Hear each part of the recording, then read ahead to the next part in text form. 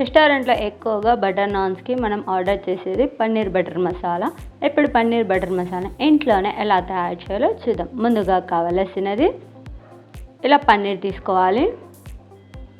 నేనైతే 500 గ్రామ్స్ పన్నీర్ తీసుకున్నాను. ఏ కంపెనీ అయినా పర్లేదు. తర్వాత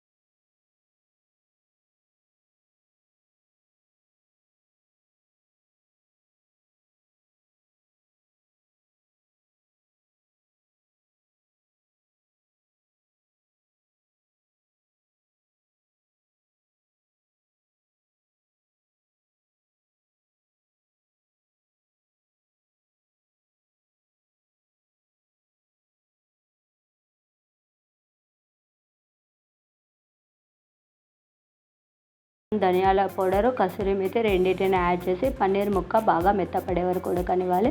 ఎందుకంటే ఉప్పు కారం పడడం వల్ల పన్నీర్ అనేది ఇంకా బాగా టేస్టీగా ఉంటుంది. కొద్దిగా వాటర్ ఉంది కాబట్టి ఇంకొద్దిగా సేపు బాగా హీట్ చేద్దాం. గ్రేవీ అనేది కొద్దిగా చిక్క పడితే అప్పుడే టేస్టీగా ఉంటుంది. తింటుంటే ఇంకా తినాలనిపించేలాగా. సో పన్నీర్ బటర్ మసాలా తయారైపోయింది. ఇందులోకి పరోటాస్ ఉంటే ఇంకా బాగుంటుంది. పరోటాస్ కానీ రోటీస్ కానీ ఇప్పుడు ఇన్స్టాంట్గా ఇలా దొరుకుతున్నాయి. సో నేనైతే పరోటాని తీసుకున్నాను. ఇలా ఒక పరోటాని ఇలా ప్యాన్ మీద యాడ్ చేసి చుట్టూ దూరగా 2 సైడ్స్ కాల్చుకోవాలి. అప్పుడే టేస్టీగా ఉంటుంది. తింటుంటే తినాలనిపించేలా టేస్టీగా ఉంటుంది.